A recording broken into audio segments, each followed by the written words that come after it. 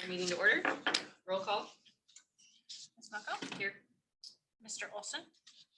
Mr. Walker? Here. Mr. Cluck? Mr. Erkins? Here. All right, are there any changes or additions to the agenda?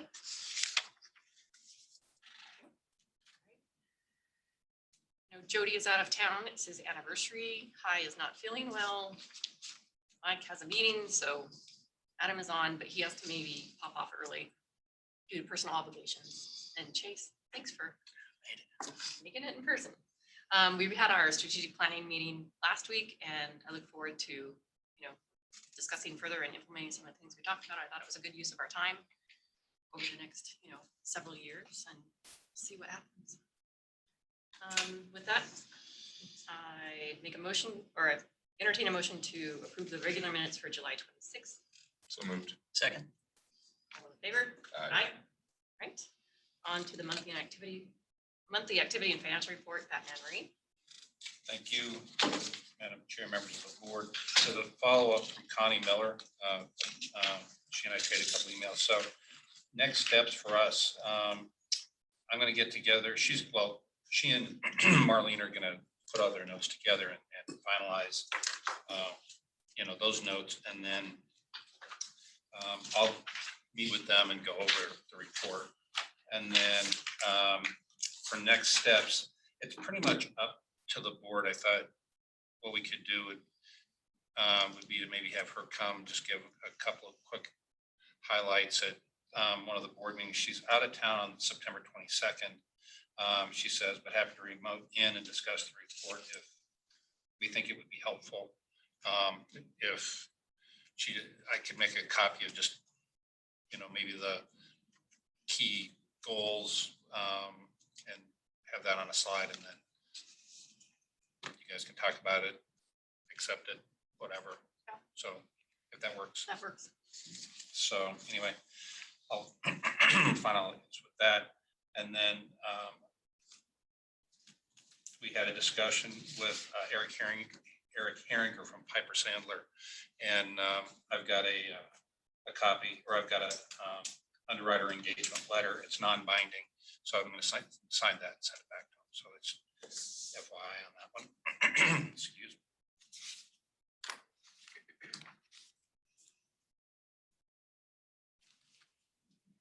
So a couple quick highlights. Record room tax collection for the month was was almost 1.2 million. It's the first June that we've had that. Or I'm sorry, this would have been for May. So, but it was the first $1 million plus. So we're continuing to hold off on new bookings for the fall until we have staffing issues resolved. We've had really good hiring response of late. There's a BSU job fair today that we have 2 HR people, and then we have like 4 BSU students who are actually obviously employees, but they were excited to volunteer. Well, we're paying them, but when we asked if people would participate, from the staff participate, we had more than we could use. So it's nice to be able to promote our culture, but having that come from the line employees themselves. So we'll see how that goes. Chris Morrison has let us know that he's going to retire at the end of the year. He's been with us, so it'll be 27 years. So it's just personal family opportunity to spend some time. So, and then Boise Center team supported Boise City, Ada County Housing Authority school supply drive. We'll have a couple of photos of that. So this is actually some community outreach. The Albertsons Floral Show was here a few weeks ago, and this is what a few thousand bouquets of flowers look like. And everybody, we put it out through the DBA, the hospitals, anybody who wanted to come down, Albertsons donate. It was a free for all, and I think everybody in the state got flowers that day. So, but again, it was fun to be able to be the center of the downtown for this, and being able to again provide some community outreach for that.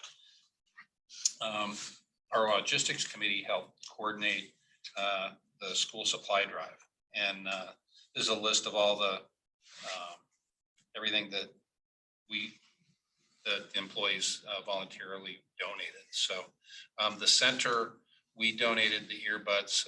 We had, as part of our swag, Cliff had a lot of earbuds. And so we donated the earbuds. And then we had a few other things on site that we don't, and then we did, they asked for Kleenex, a box of Kleenex for each of the backpacks. So we also donated, I think, a case and a half of Kleenex to the cause. Visitor center stats, it's interesting to see the number of international visitors or the various countries that the visitors are coming from. So we're down a little bit year on year visitors, but still a good month. California, Arizona, and Washington, no surprises there. New Jersey, and then Texas and Utah made the list again, and again, no surprise there.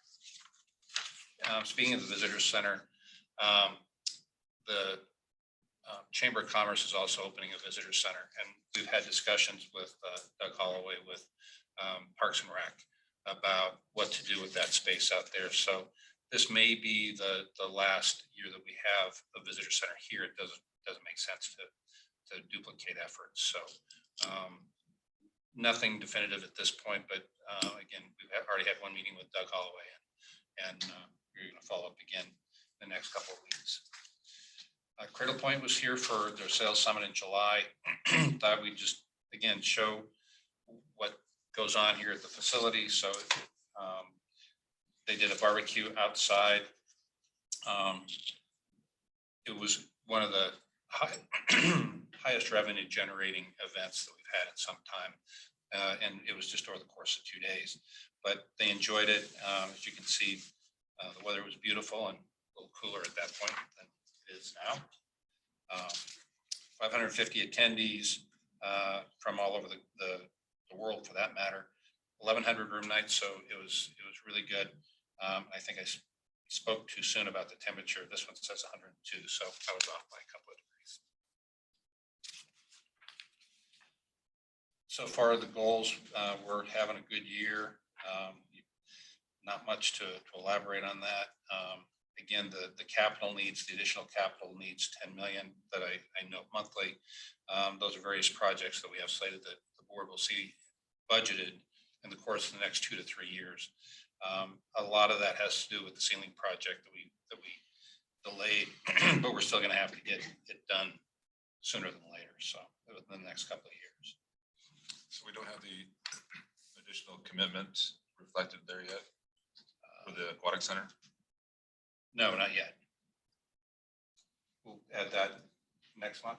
Well, it's we have 2.5 left to fund. So that says 3.1, our commitment actually is 2.5. I didn't update that. We've funded 4.5 million to date.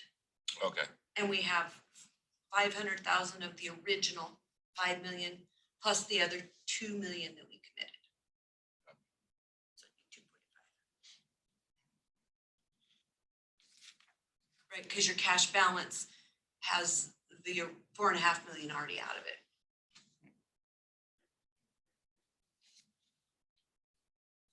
Events are looking good. Like I said, we're still holding off, see how the job fair does. We're sitting close to 200 now. Yeah, we're like 184. Okay, so we still have a ways to go. The goal is 250. So putting a lot of eggs in our BSU basket, so to speak.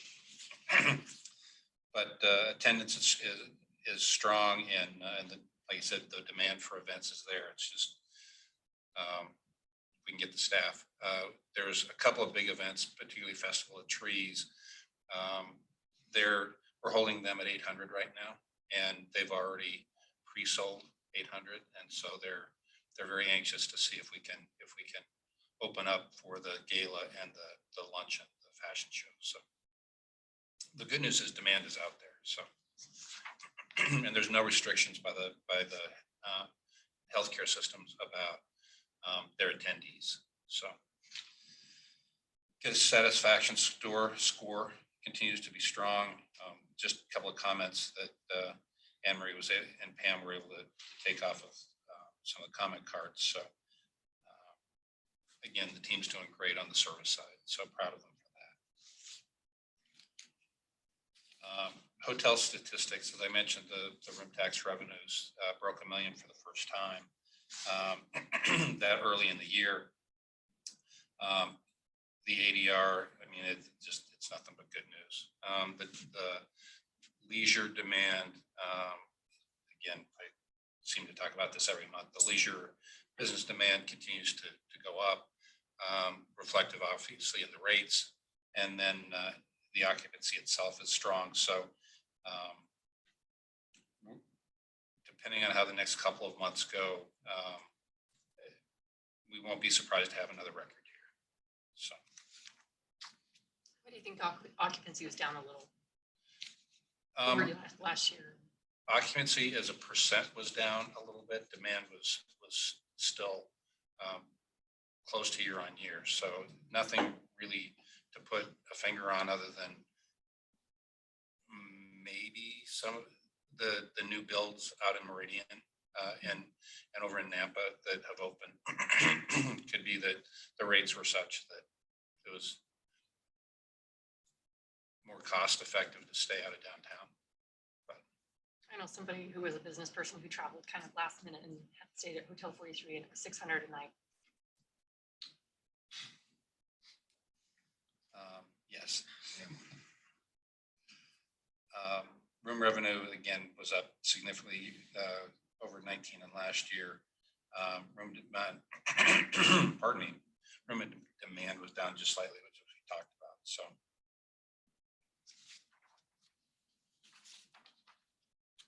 From meeting side, 23 is already looking great. In fact, I'm not sure how much more we're going to be able to put in for conventions for next year. 24 is strong. I know Kay and Cody went to Detroit with Rhonda from the CVB for a show. Cody was very excited about it. And he was amazed how many people want to come to Boise and to Idaho. So sales team has been telling us that I'm going to IMEX in October again, just bought 600 trout flies. So that'll be my annual shtick that they let me go with the month. So again, the future looking very positive. Reflective, again, the mid-sized conventions continue to be our strength. And again, I tend to talk about this every month, but it's more the available rooms for conventions that are limiting the number of really big citywides that we're capable of doing. So.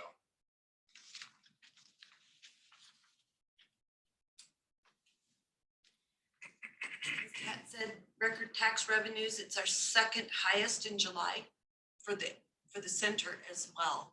So both funds had a great July. July for the center is usually dog days of summer, right? And so it's great to have July. I think it's $77,000 over budget. So is good news. Again, as Pat said, size of our events, which affects our revenue, is based on labor challenges and whether we can have the staff to be able to support the revenues. And then the retention of staff compounded by the inflationary pay increases that we did a pay increase, and a neighbor did one that was like 16 cents higher than ours. So very competitive in the market right now. And then of course we had, once we get over our break even, our increased revenues help our gross profit and gross margin once we get through our break through our fixed costs. So that's a good thing. Okay, so on the combined statement between the Boise Center, the district, and the aquatics, we are $2.4 million above budget. 1.4 of that's in the district as we continue to run our tax revenues continue to run over budget for several months in a row now. Here's again, record tax revenues, 6 of 7 months are records for the period. Our forecast right now is at 9 to 9.5 million. So our forecast takes our actual results and adds the budget. We are exceeding budget, so if that continues through the end of the year, we would certainly exceed the 9 million. Regarding the Boise Center, our revenues are above budget, like I said, by $77,000 and 15%. This is the first month, July was the first month that we had not lost revenue due to COVID. Our attendance was actually higher than forecasted. Well, sorry, our attendance per event was high, has gone up. Our attendance still remains lower than forecasted, which indicates that, and I noticed that in some of the reports that are coming through on the events, that the attendance is lower than what the event planner originally planned. And so that is affecting our food and beverage revenues. And you can see here our food revenue remains about 30% of our revenues, but is starting to catch up with budget. Our AV is our top 10 revenues for the month in AV. Continues. Our direct labor at 65% is over budget. A lot of that is because of the wage increases. Our food costs are slowing down. The increases we did do increase our revenue sales prices, and that's helped stabilize the percentage of our food costs. And then our loss is of 648 is $84,000 under budget. Year to date, we remain well within budget. And you can see in the big bold on the right there that our loss year to date is 17.6% less than budget. Our revenues, it's kind of interesting as you look at our revenues and we go, you know, we're above budget and then we're low budget, we're above budget. We actually are like within $500 of budget on our revenues year to date.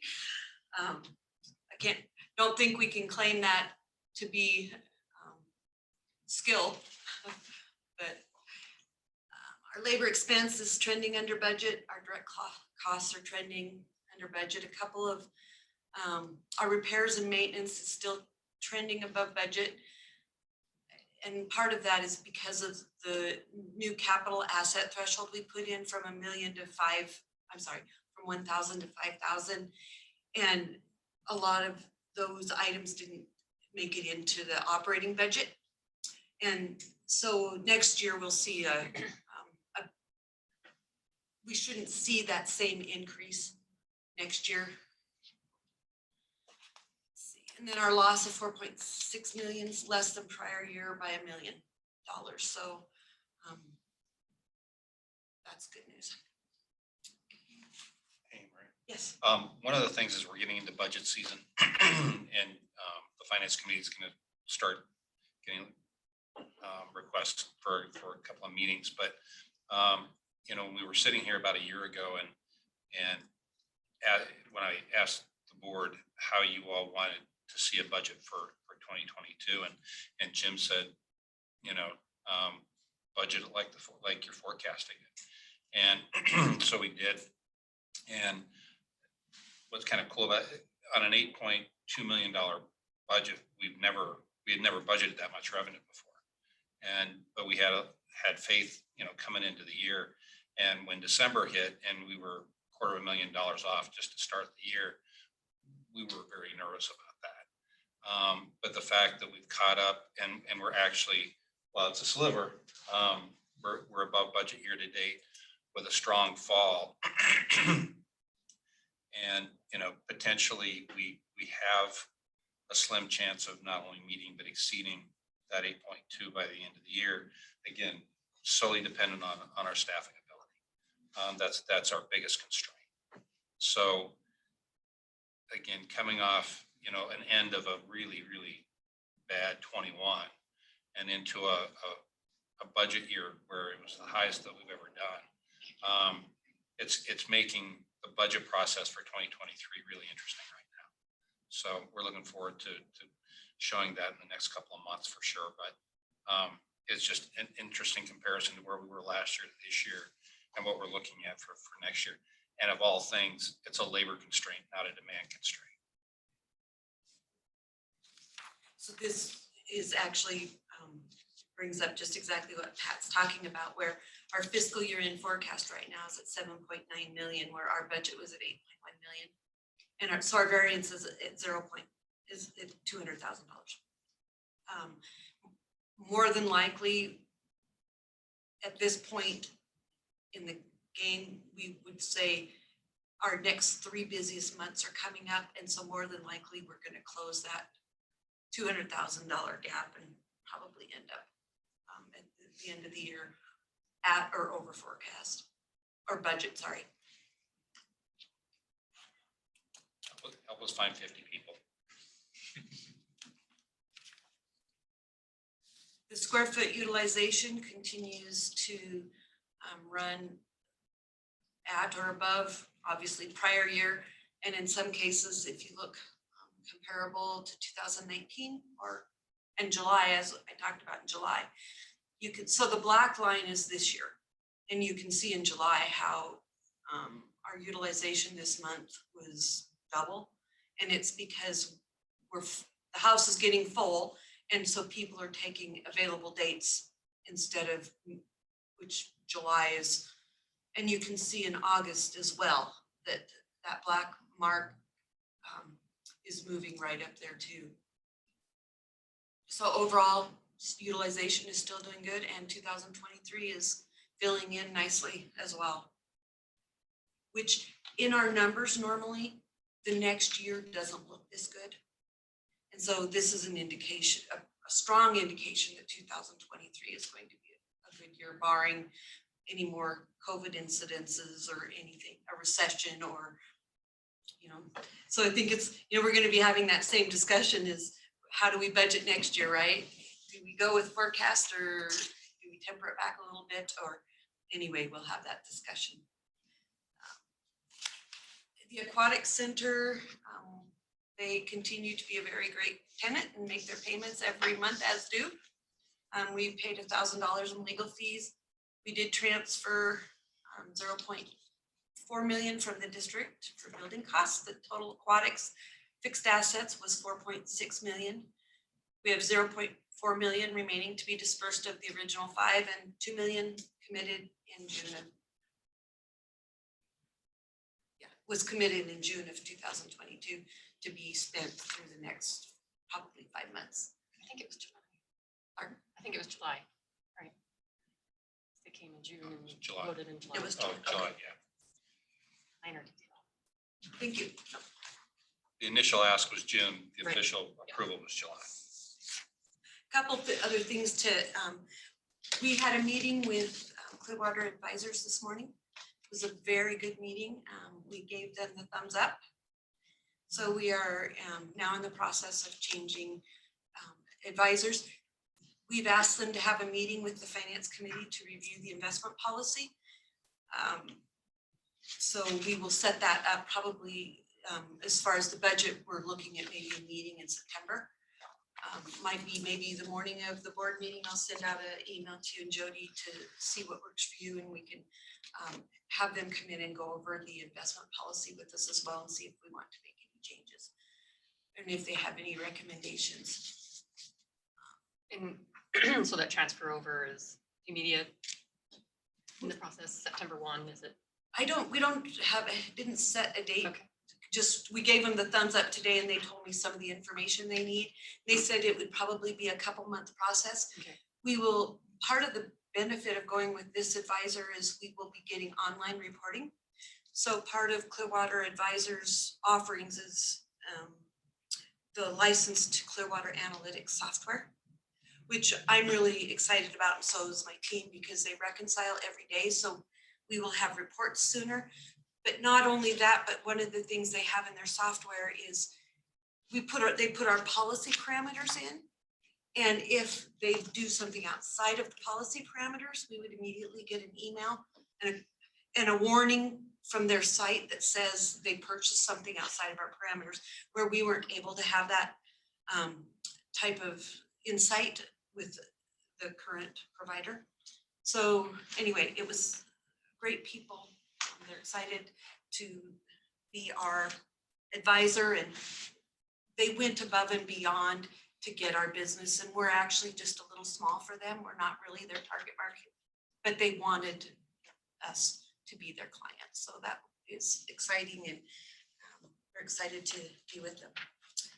One of the questions Hyde asked one month, and I think Jody asked another month, but was how much Jody had asked last month, what we thought our cash balances might be in the next 3 to 5 years. And we had kind of just walked through that number a little bit, but I put some more time into it. And the forecast that I have right now shows that it'll be around 28 million. Now that assumes a couple things. One, that there's no recession or nothing significant that would affect the impact of our tax revenues. I forecasted out an increase in tax revenues at about 2%. We also, out of that also comes the 6 million for the ceiling project. So, or the 10 million, you know, you see the commitment always on that front page, that on the cash projection page that Pat talks about.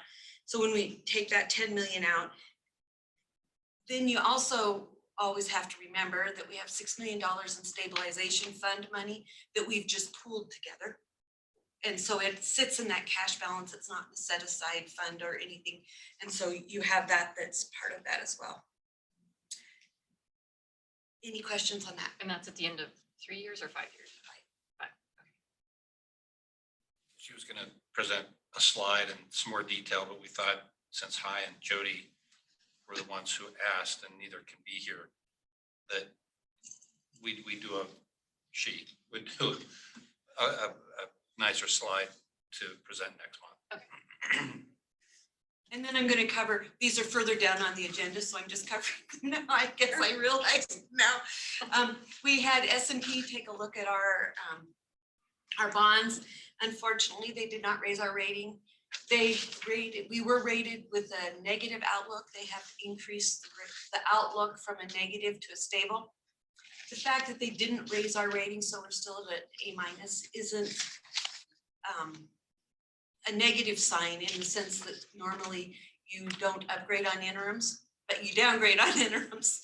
And so I'm hopeful that when we get through the end of the year and our tax revenues continue to hold and we have record tax revenues, that they'll take another look at that.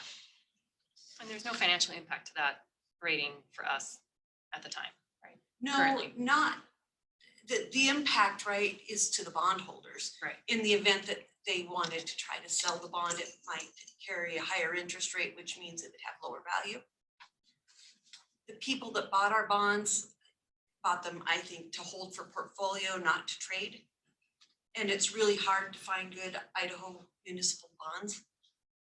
It's a tough market. So I don't think it has a real significant impact. The idea being, right, is if we were to want to go out to bonds, we want to get our rating as high as possible because our interest rate would be lower.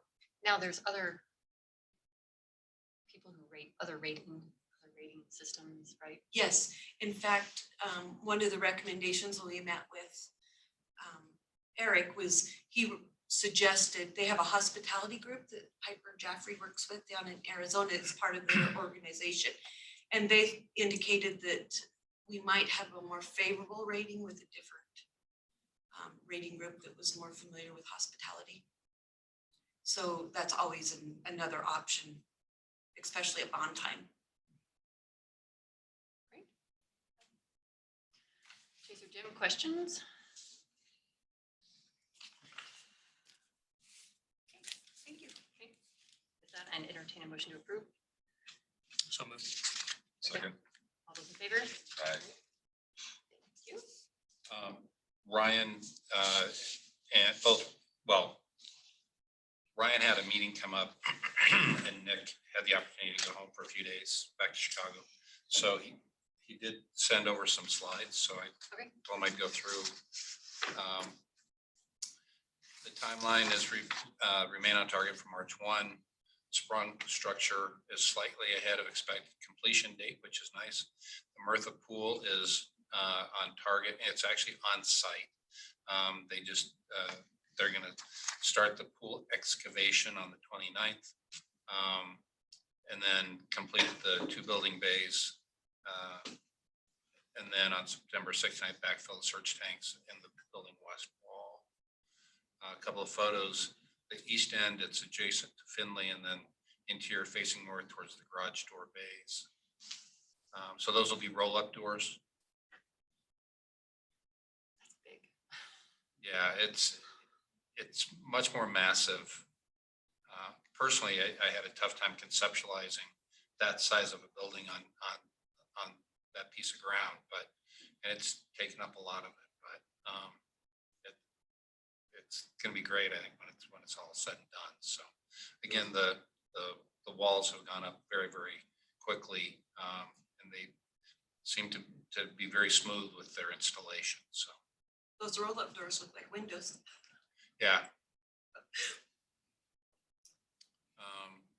Mechanical room and search tank pump pit, and then the chemical room on the northwest corner. Again, those will be backfilled as soon as everything is set. Significant conversation with multiple interested parties, state agencies, corporations, and individuals for capital needs or capital campaign. Hoping to have news available to the public by next board meeting. They have secured funds commitments from Epic Shine Car Wash, McKenna Capital, Boise Cascade, Dykeman Julius Jecker Foundation, and Parkinson Litterus Koppel families, and others.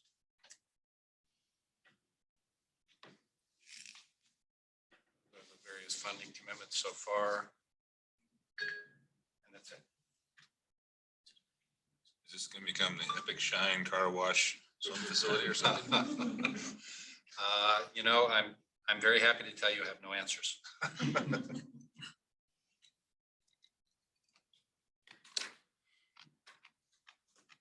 Great. So no action is needed on that.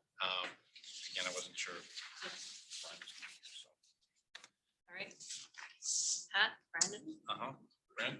Oh, you're already there. Yep, moved over. Snuck over. Brandon is, as you know, is our safety manager, safety security manager. And we started working with the state. I started working with the state, the county, emergency management services years ago. And then as I was able to start delegating some of that along the way, and now having a formal position, Brandon is very, very active with a variety of the emergency management agencies throughout the area. He attends meetings and conferences on our behalf, even on a national level. And I will tell you, he's very well respected by the police community and the other safety community downtown. So with that is the hazard mitigation plan. And again, previous boards, so it's come up every few times, every couple of years for review by the board. So this is the year. So with that. Thank you, Pat. Madam Chair, members of the board, thanks for having me. So like Pat was saying, hazard mitigation plan is through Ada County, and every 5 years we do a plan update, and that's pretty much starting from ground zero and building it up from there.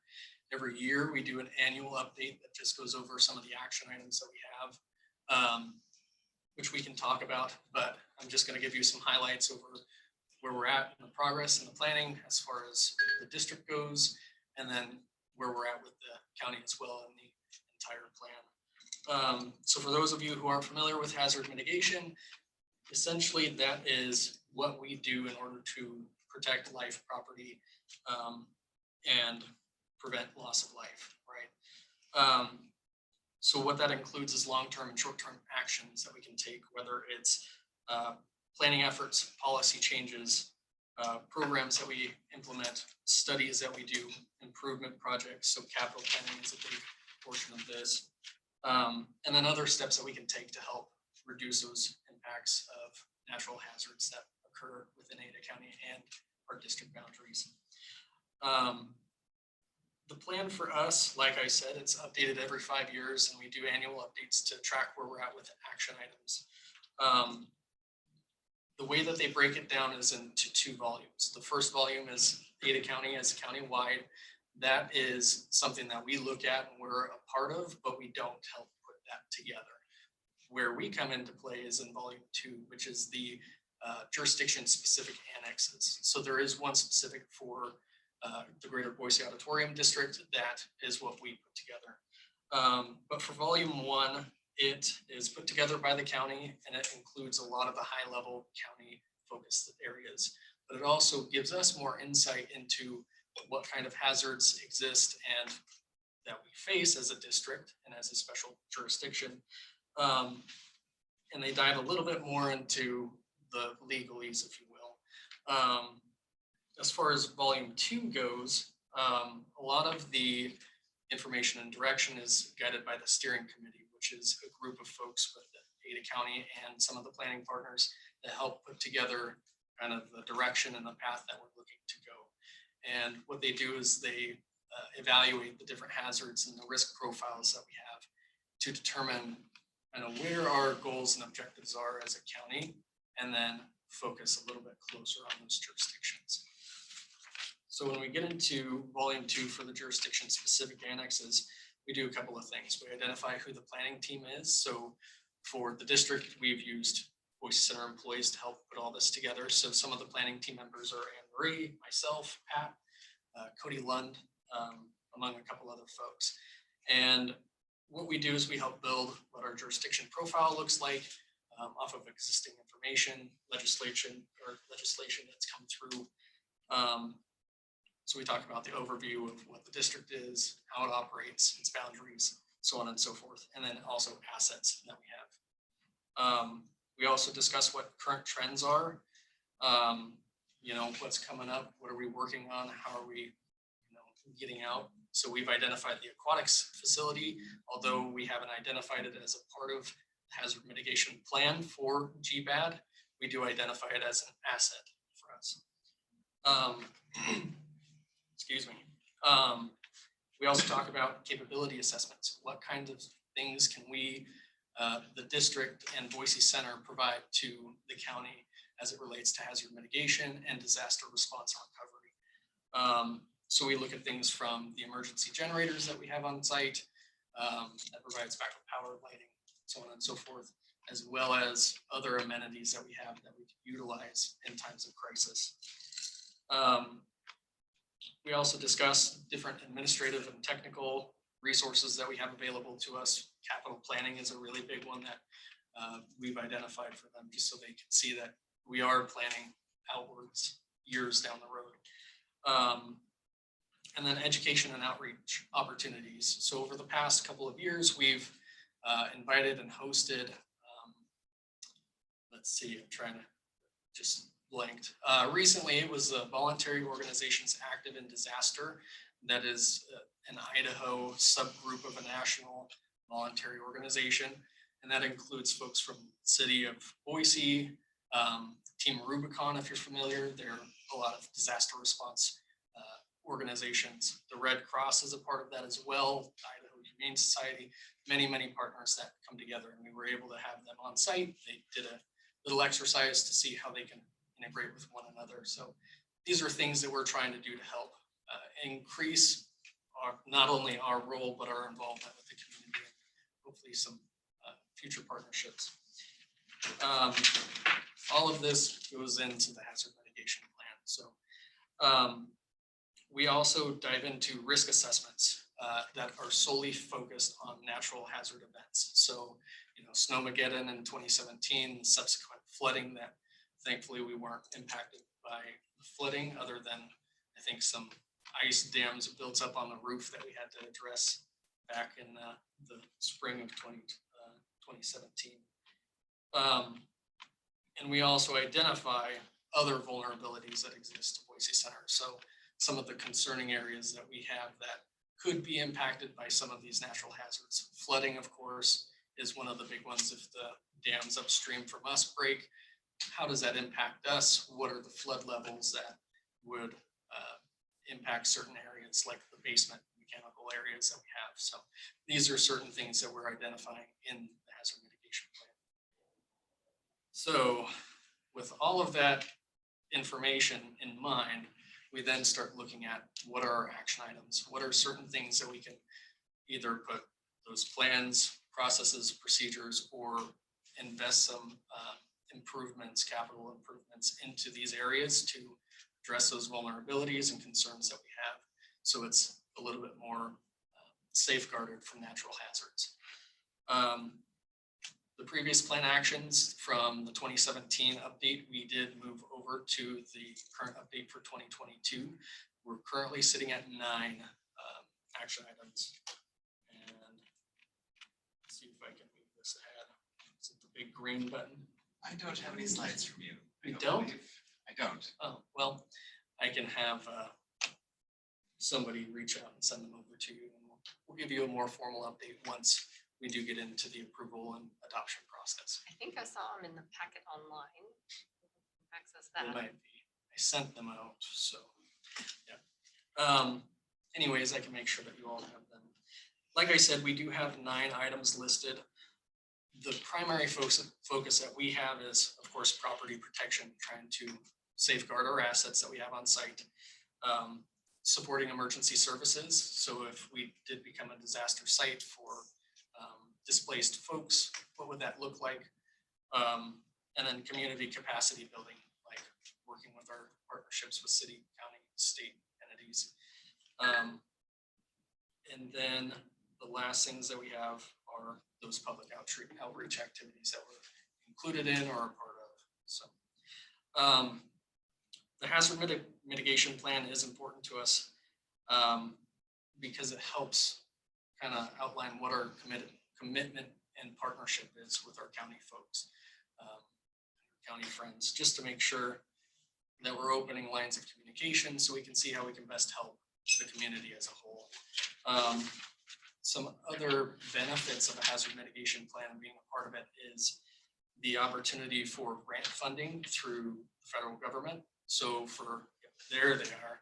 So there's our 9 action items. What we can do with these action items and in our partnership with the hazard mitigation plan in the county is pursue federal grant monies. And I know every year they increase what their funding opportunities look like. So they're putting a lot of focus on hazard mitigation right now. So one of the big things for us is protecting our flood prone areas like the basement.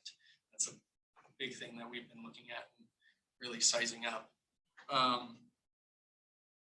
The other thing for us, just as an organization, is what are the hazards and vulnerabilities that we see around our district? So not just specific to Boise Center, but how might it impact us down the road in the future? So we are hoping that the county is able to finalize the plan and get it out to the jurisdictions such as the district for a final review from our end and approval and adoption. So I'm hoping that we'll know a little bit more by September on where we're at in that process. So once we do receive it back, we'll make sure that you all receive it and we can go through it and answer any questions at that time. At this point, are there any questions? So pricing out these action items, that'll be part of what you present in November. Yes, yep. So we do, it's much more in depth when you see the hazard mitigation plan in our jurisdiction specific profile. We identify if it's a long-term action, if it's a short-term action, what funding would look like, is it available, or would it be applicable for federal grant monies, so on and so forth. So we get very much into the weeds. So Where would the water storage tank go? that is a good question. That was an existing action item that we had, but we've looked at a couple different locations. As you can imagine, water is very heavy, so the roof might not be the most immediate action, but we have talked about potentially burying it in certain areas, like on the loading dock, where you'd remove some concrete, bury a pretty substantial sized water tank into the ground, and other areas we might be able to hide a big water storage tank. In the basement under the IT equipment and emergency generator? Yeah. You're gonna elevate it, We'll right? just keep going. Absolutely. And I'm assuming the ceiling stuff is included in Yes. the overall. Yep. So there's a little bit of complexities when we talk about seismic retrofits for the ceiling. And that is a question that we've kind of probed some contractors with on how can we integrate it and then potentially pursue federal grant money for that as well, just to help offset a few of the costs. So Probably the most active project that we have going, pardon me. Well, there's two, this has been ongoing for a very, very long time, trying to find a spot on the roof that could support the weight as well as the design of moving the generators, the emergency generator for west from the basement, which again, it's potentially prone to a flood, which doesn't do you much good when you need power, right? Even, if the rest of the building is serviceable, but the basement gets wiped out, then it's problematic. So trying to find somewhere on the roof to relocate that, in addition to finding, like you see in the armed forces, the big generator trucks, the semis, they could back up onto the dock and plug into the building. Trying to wire the building to handle that kind of a load, that's a reasonable project to try to look at. It's almost like wiring much bigger scale, but if you wired your home to hook up to a smaller generator, right? In the case of emergency, that you can do that, at least to keep, refrigeration for your refrigerator, your freezer, maybe limited lights, whatever that looks like, electric heater, or a water heater, that kind of thing. So it's not unreasonable to look at that particular project. And again, that's been ongoing. And then the most active project that we're going to have to do the capital for, or provide the capital funding for over the next 2 years, is to put bollards out on the loading dock. Why don't you explain what that might look like? yeah, the wedge barrier, it's beyond the hazard mitigation plan. It's more from a security standpoint. When we did the vulnerability assessment with the Department of Homeland Security in 2018, which we will be redoing in 2023, one of the recommendations was to protect the loading dock because of where Grove Street is and how a vehicle could accelerate to a high speed, and then our roll-up doors that we have on the loading dock are not vehicle rated. So the big vulnerability that was identified was a high-speed vehicle impact on our loading dock. So the response to that was looking into certain bollards or wedge-style barriers that you see in other convention centers, arenas, and stadiums.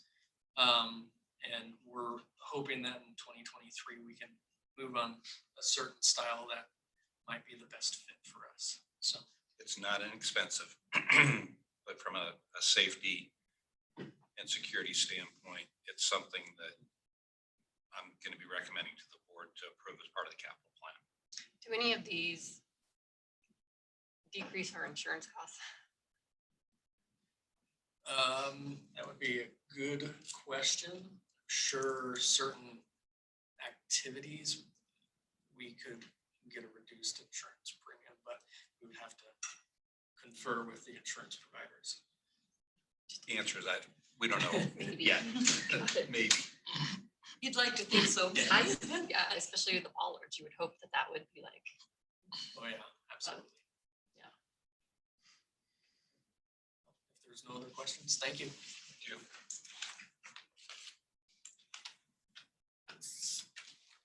Anne Marie, you're up for the next three. Which You I wanna cover covered in anything? covered them at the end of my finance report. Anything else additional on those? Nope, I don't think so, 'cause I talked about the RFP and we talked about the budget and the, where we're coming in on revenues and the rating report. You want to just remind everybody of the timeline for the budget? So, okay, thank you. The budget will be presented in October. We will get a preliminary out to you before the meeting. We will have a couple, usually we have a couple meetings with finance. We have started into our budgeting each, I guess I'll just go over the process too. We start with basically a zero-based budget. Everybody starts from scratch and goes through, reviews each line item in the budget. We have a forecasting that we do for the revenues, and that's how we use the revenues, or determine the revenues based on what we have for events and what the events and sales managers have forecasted based on conversations with the clients as to what we think the revenue will be. In the past, we've had about 50% of our events in the year for the year. As we've continued to improve on our forecasting, that percentage, I believe, my gut says is dropping. I don't have a specific percentage to put on that because that's not, we don't track it that way. But as we become more accurate in our forecasting, obviously, and as we become full, it's obvious that we would have less booked in the year for the year. So anyway, we go through the budgeting process, we meet with the executive team, we review the budget, make any adjustments, and then meet with the finance committee, go over the budget, and then we will bring the budget to the board in October. We have, the lease renewal has to be done by the end of October, and so the budget has to be approved at the latest of is October for the lease renewal.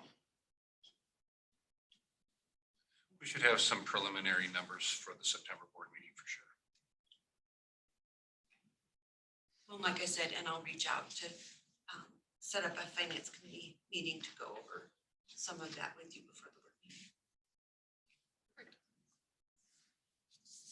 Any other questions about money and stuff? Fran Marie?